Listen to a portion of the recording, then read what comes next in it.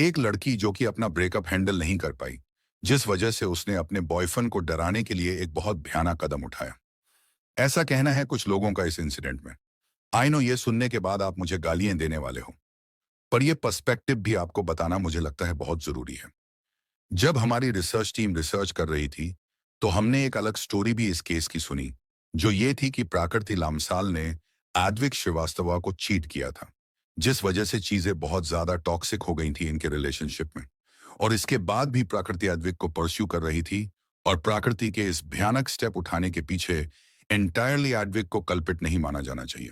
प्राकृति लामसल और लखनऊ में रहने वाला एडविक श्रीवास्तवार को प्राकृति लामसल को प्राकृति लामसल को प्राकृति लामसल को प्राकृति लामसल को प्राकृति जो कि KIIT यूनिवर्सिटी उड़ीसा में पढ़ रहे थे।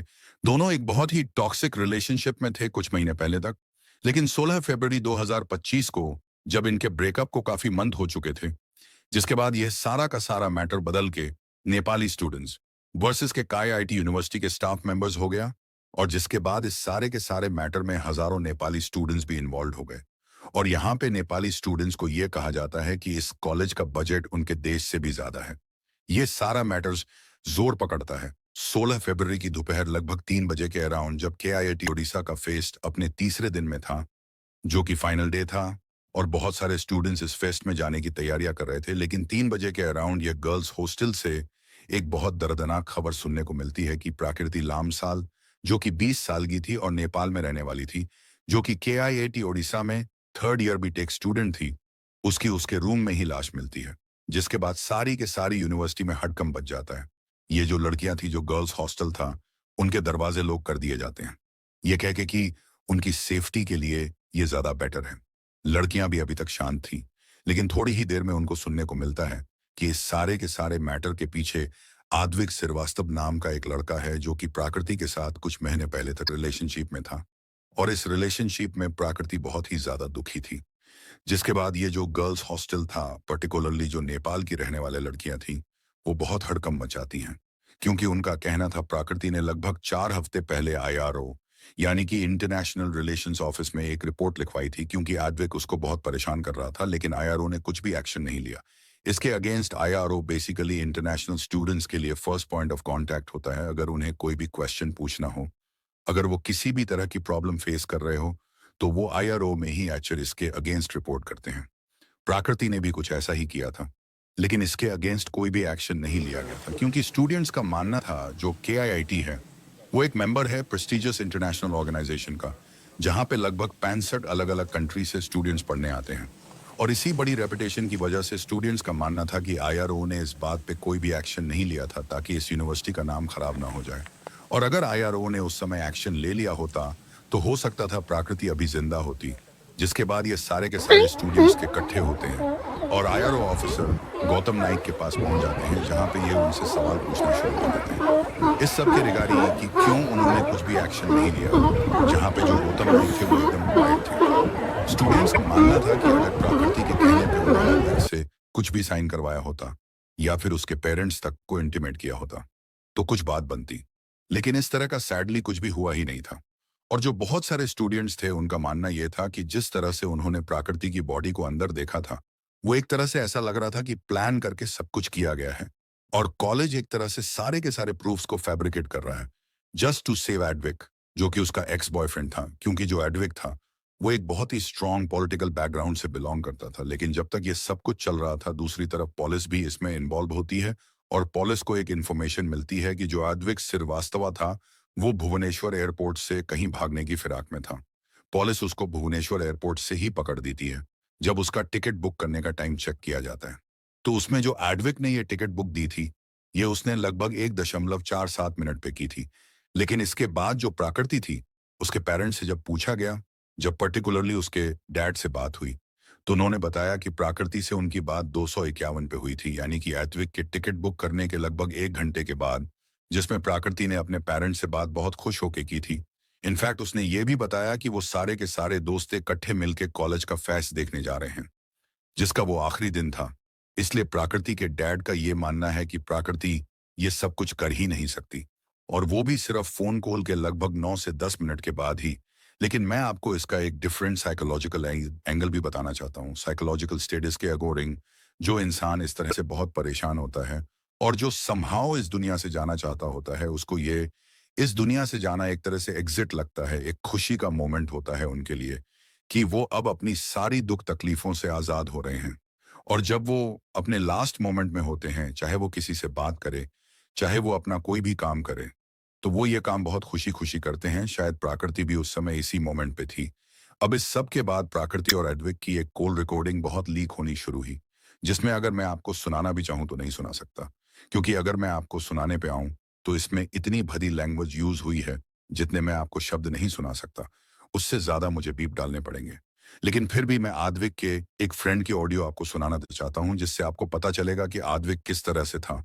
इस रिलेशनशिप में आद्विक की रिलेशनशिप में अब पता चलेगा। और उससे आधी अंदर जाना था। अब उन देरी ये है कि आद्विक को महरज में नहीं वीर फ्रेंड से काटना था। इसके बाद एडविक अरेस्ट भी हो गया था। लेकिन फिर भी जो स्टूडेंट्स थे वो खुश नहीं थे, क्योंकि उनको लग रहा था कि कुछ ना कुछ इस सारे के सारे मैटर में फिश ही जरूर है। और इसके लिए वो चाहते थे अपने कॉलेज से इस केस के बारे में सिर्फ और सिर्फ ट्रांसपेरेंसी से रखना। लेकिन उनको लग रहा था कि यही नहीं हो रहा है उनके कॉलेज में। जिस वजह से जो कॉलेज के वाइस चांसलर थे, वो उसी शाम को ऑडिटोरियम में सारे के सारे स्टूडेंट्स को बुलाते हैं और वहां पे उनको ये बताना शुरू करते हैं, और जो भी होगा प्रकृति को जस्टिस जरूर मिलेगा। लेकिन शायद अभी तक बहुत देर हो चुकी थी, क्योंकि स्टूडेंट्स को पता चल गया था कि क्राइम सीन को टैंपर किया जा रहा है, शायद यूनिवर्सिटी की तरफ से। क्योंकि जब प्रकृति की मौत हुई थी, उस समय ना पुलिस को फोन किया गया था, ना प्रकृति की फैमिली को फोन किया गया था। इंस्टेड जो वार्डन थी वहां पे उन्होंने प्रकृति की बॉडी को वहां से सीधा केजीएमएस हॉस्पिटल पहुंचा दिया था, जो कि उन्हीं की यूनिवर्सिटी का एक पार्ट था। और इसके बाद भी काफी देर तक ना पुलिस को कॉल किया गया और ना ही प्रकृति की फैमिली में किसी को कॉल किया गया। और दूसरी तरफ जो भी एविडेंसेस थे, उनको भी फैब्रिकेट किया गया। मतलब जो प्रकृति के रूम में उसका लैपटॉप, फोन और डायरी थी, उस सब को वहां से हटा दिया गया, जिस वजह से स्टूडेंट्स और भी ज्यादा फ्यूरियस हो गए। अब इसके बाद जब स्टूडेंट्स आउट ऑफ कंट्रोल होने लग पड़े थे, उस समय वहां पे पुलिस भी इंटरवीन करती है और पुलिस स्टूडेंट्स को यह समझाती है कि यह सारा का सारा मामला जो है, वो ट्रांसपेरेंसी से जांच किया जा रहा है। लेकिन स्टूडेंट्स की डिमांड ये थी कि वो प्रकृति के रूम के अंदर जाके ये देखना चाहते थे कि वहां पे प्रकृति की डायरी, उसका फोन या फिर उसका लैपटॉप है या नहीं। बस वो ये चेक करना चाहते थे, लेकिन पुलिस उनको अंदर लेके जाने से मना कर देती है। स्टूडेंट्स ये कहते हैं कि किसी एक भी स्टूडेंट को अंदर ले जाके ये दिखा दिया जाए। लेकिन पुलिस कहती है कि सुबह उनकी फोरेंसिक टीम आएगी, जिसके बाद सारे के सारे एविडेंस चेक किए जाएंगे और उस समय कोई स्टूडेंट अंदर जा सकता है। लेकिन स्टूडेंट्स का क्लेम ये था कि उस समय ये जो सारा का सारा इंसिडेंट वाली जगह की इसको सीज नहीं किया गया था, जो कि एक मैंडेटोरी प्रोटोकॉल होती है। और दूसरा, उन्होंने वार्डन को, पुलिस को ये कहते हुए क्लियरली सुना था कि अंदर कोई भी मोबाइल फोन था ही नहीं, जबकि बहुत सारे स्टूडेंट्स ने प्रकृति का फोन वहीं पे देखा था। और इस बात का बहुत सारे स्टूडेंट्स वहां पे गवाह भी थे। बस इसके बाद जब स्टूडेंट्स सेटिस्फाइड नहीं थे, तो उन्होंने प्रोटेस्ट करना शुरू कर दिया। यूनिवर्सिटी के कैंपस के अंदर ही जब ये प्रोटेस्ट बहुत देर तक, लेट नाइट तक चलता रहा, तो जो केआईआईटी यूनिवर्सिटी के फाउंडर है अच्युत समंता, वो भी इसमें इंटरवीन करते हैं। वो कुछ वीडियोस सामने आ रहे हैं जिसमें बहुत प्यार से स्टूडेंट्स को समझाते हुए दिखाई दे रहे हैं। ये सारी जो डिस्कशन थी, ये काफी देर तक होती रहती है। लेकिन स्टूडेंट्स शायद प्रकृति को जस्टिस दिए बिना वहां से जाने वाले नहीं थे। इसी बीच वहां से एक और बहुत भयानक न्यूज बहुत लोगों में फैलना शुरू हो जाती है। ये न्यूज ये थी कि जब ये प्रोटेस्ट हो रहा था और जब वहां पे फाउंडर अच्युत समंता भी बच्चों को समझा रहे थे, उसी दौरान वहां पे एक भगदड़ हुई जिसमें अच्युत समंता नीचे गिर जाते हैं।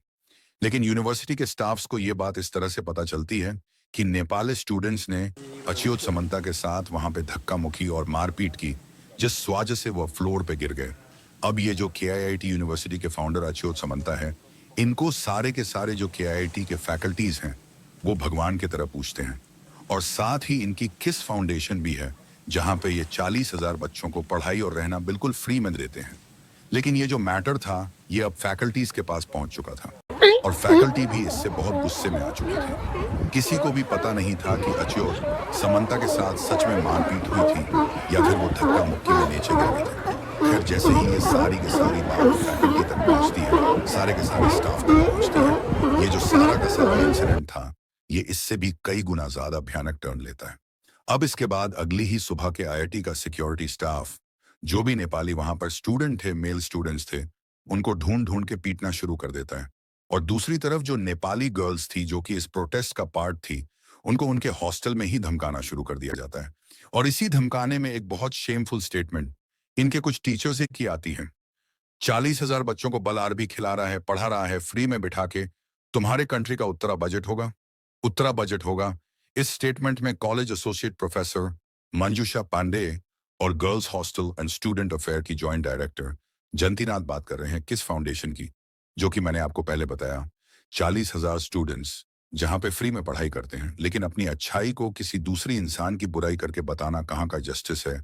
और वहां पे दूसरी तरफ जहां पे कॉलेज अपने सोशल मीडिया पे अपनी फेस्ट की फोटो शेयर कर रहा था, सब कुछ दिखावा कर रहा था, वहीं दूसरी तरफ जो चीज दिखानी चाहिए थी, जो इतना भयानक इंसिडेंट वहां पे हो चुका था, उसको धब्बाने की कोशिश कर रहा था। अब 17 तारीख की सुबह को लगभग 8 बजे के अराउंड एक नोटिस जारी किया जाता है, जिसमें बताया जाता है कि जितने भी नेपाली स्टूडेंट्स इस यूनिवर्सिटी में हैं, वो ये यूनिवर्सिटी तभी के तभी खाली कर दे, विद इन फ्यू मिनट्स।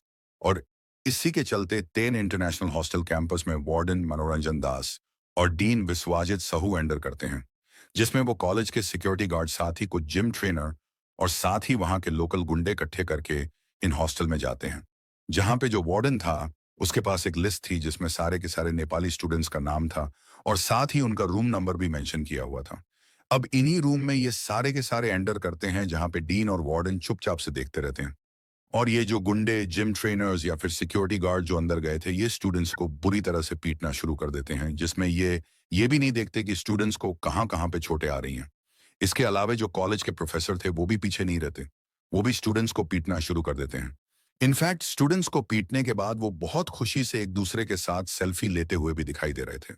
और साथ ही यहाँ पे जितने भी नेपाली स्टूडेंट्स इस सारे के सारे इंसिडेंट की वीडियो बनाने की कोशिश कर रहे थे, वो फोर्सफुली उनसे उनके फोन जबरदस्ती छीने जा रहे थे, जिसके बाद उनके फोन से सारे के सारे फोटोज और वीडियोस तभी के तभी डिलीट की जा रही थी। और ये सब कुछ होने के बाद स्टूडेंट्स अपना जितना सामान इकट्ठा कर सके, उतना सामान लेके उनको बसेस में भरना शुरू कर दिया गया। नेपाल की लगभग 500 से 800 स्टूडेंट्स को अलग अलग बसेस में बैठा के अलग अलग स्टॉप पे ड्रॉप किया गया, ये मेक श्योर करने के लिए कहीं ये आगे जाके फिर से यूनाइट ना हो जाए। दुख की बात ये थी कि 17 तारीख का पूरा दिन ये जो नेपाल के स्टूडेंट्स थे, ये बिना खाने के, बिना कपड़ों के, कई तो बिना जूतों के सड़क पे घूमते रहे। इनके पास रहने का कोई ठिकाना नहीं था, ट्रेन की टिकट्स नहीं थी और खाने के लिए खाना भी नहीं था, जिसमें बहुत सारे जो इंडियन स्टूडेंट्स थे, वो उनको खाना देते हुए दिखाई दिए, जो कि जेस्चर अच्छा था। लेकिन शायद कॉलेज जो उनसे 20 लाख प्लस की फीस ले रहा था, उनको ये सब कुछ करना चाहिए था, ना कि स्टूडेंट्स को, जो कि उनके साथ ही वहां पे फीस दे रहे थे। अब इसके बाद क्योंकि ये इंसिडेंट सोशल मीडिया पे बहुत वायरल होना शुरू हो गया था, तो ये इंसिडेंट नेपाल एम्बेसी तक भी पहुंचता है, जो कि न्यू दिल्ली में है। और इसके बाद जो नेपाल के पीएम हैं के शर्मा ओली, वो भी इस मामले में इंटरवीन करते हैं और वो नेपाल एम्बेसी से 2 ऑफिसर्स इस यूनिवर्सिटी में भेजते हैं इन्वेस्टिगेट करने के लिए कि वहां पे मैटर क्या चल रहा है। अब जैसे ही यूनिवर्सिटी को पता चला कि मैटर शायद इंटरनेशनल बनना शुरू हो गया है और इसकी वजह से यूनिवर्सिटी भी खतरे में आ सकती है, तो उन्होंने एक बहुत बड़ा यू टर्न लिया और उन्होंने एक लेटर ऑफ अपील जारी की, जिसमें उन्होंने लिखा कि जो भी नेपाल के स्टूडेंट्स हैं, वो अपनी मर्जी से कैंपस से भागे हैं और अपनी मर्जी से ही कैंपस से बाहर गए हैं। इनफैक्ट जो यूनिवर्सिटी के स्टाफ है, वो चाहता है कि जल्दी से जल्दी ये जो भी स्टूडेंट्स जहां पे भी हैं, वहां से वापस यूनिवर्सिटी के हॉस्टल में आ जाएं। और साथ ही उन्होंने केआईआईटी के ट्विटर हैंडल से एक पोस्ट भी शेयर की, जिसमें उन्होंने दिखाया कि उन्होंने नेपाल के स्टूडेंट्स के लिए 24/7 एक कंट्रोल रूम जारी किया है और साथ ही एक हेल्पलाइन नंबर भी जारी किया है, जहां पे नेपाल के स्टूडेंट्स को अगर कोई भी प्रॉब्लम है, तो वो अपनी क्वेरीज वहां पे बता सकते हैं। इसके बाद भी जब मैटर कंट्रोल में नहीं आ रहा था, तो 9 बजे के अराउंड जो कॉलेज का स्टाफ था, उन्होंने सारे का सारे जो नियर बाय बस स्टैंड या फिर रेलवे स्टेशन थे, वहां पे एक अनाउंसमेंट करवाई और साथ ही कुछ पुलिस वालों को वार्डन के साथ वहां पे भेजा चेक करने के लिए कि जितने भी स्टूडेंट्स वहां पे हैं, वो वहां से वापस आ जाएं।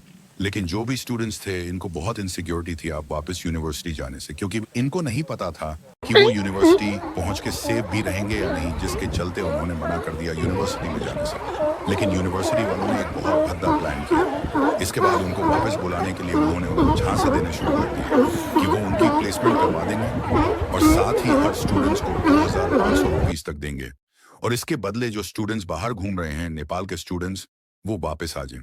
लेकिन स्टूडेंट्स अभी तक बहुत दुखी हो चुके थे, बहुत परेशान हो चुके थे और वो अपनी सेफ्टी के चलते वापस केआईआईटी यूनिवर्सिटी के कैंपस में जाना नहीं चाहते थे। लेकिन फिर भी बहुत सारे स्टूडेंट्स थे जो कि रहने के लिए ठिकाना ना मिलने की वजह से, या फिर खाना ना मिलने की वजह से, या फिर लेकिन जब यूनिवर्सिटी को समझ आ गया कि शायद अब बहुत देर हो चुकी है और उनको कवर अप करने के लिए कुछ स्ट्रांग स्टेप उठाना पड़ेगा, तो उन्होंने उसके बाद 2 सिक्योरिटी स्टाफ को, 2 सीनियर हॉस्टल ऑफिशियल्स को और एक सीनियर आईआरओ ऑफिसर को वहां से टर्मिनेट कर दिया। इसके अलावा ये पांचों के पांचों लोग अरेस्ट भी हुए, लेकिन सैडली अनफॉर्चुनेटली थोड़े ही टाइम बाद ये रिलीज भी हो गए। अब जब इसके बाद भी बात नहीं बन रही थी, तो जो यूनिवर्सिटी का स्टाफ था, उन्होंने 2 फीमेल टीचर्स से जिन्होंने नेपाल के बजट पे बात की थी, उन दोनों की अपॉलॉजी वीडियो भी रिलीज करवाई। लेकिन अनफॉर्चुनेटली इसमें भी उन्होंने जो स्टूडेंट्स पे इतना अत्याचार किया था, उसके बारे में एक भी शब्द नहीं कहा था। इनफैक्ट जब 18 को ही बहुत सारे स्टूडेंट्स वापस आ चुके थे, वो बहुत शांत होकर कैंडल मार्च, और ये बहुत नॉर्मल सा पीसफुल, लेकिन मौके का फायदा देखते हुए उन्हें खुद पता नहीं चला कि कब वहां के लोकल पार्टी के कुछ लोग इनमें इंडल्ज हो जाते हैं और साथ ही वहां पे आके यूनिवर्सिटी के कैंपस में तोड़ फोड़ करना शुरू कर देते हैं। स्टूडेंट्स जानते भी नहीं थे कि ये लोग थे कौन, और साथ ही वहां पे कैंपस में तोड़ फोड़ करके थोड़ी ही देर में ये सारे के सारे लोग वापस निकल जाते हैं। लेकिन ये सारी के सारी जो चीजें हैं, ये शायद जो कॉलेज के स्टूडेंट हैं उनके अगेंस्ट यूज की जा सकती हैं, क्योंकि जो भी हो, ये तोड़ फोड़ करने वाले लोग उन्हीं के साथ इन्वॉल्व थे, ऐसा बताया जा सकता है। खैर, इसके बाद नेपाली स्टूडेंट्स की बहुत सारी डिमांड्स थी जो कि वो यूनिवर्सिटी के ऑफिशियल से रिटर्न में चाहते थे, लेकिन यूनिवर्सिटी के ऑफिशियल्स ने रिटर्न में उनको कुछ भी देने से मना कर दिया। इंस्टेड उन्होंने उनको ये कहा कि तुम लोगों का प्लेसमेंट तो होगा ही नहीं। खैर, इसके बाद 19 को जब प्राकृति के फादर और अंकल यूनिवर्सिटी कैंपस में पहुंचते हैं, तो उनसे जो वहां के फाउंडर अच्युत समंता थे,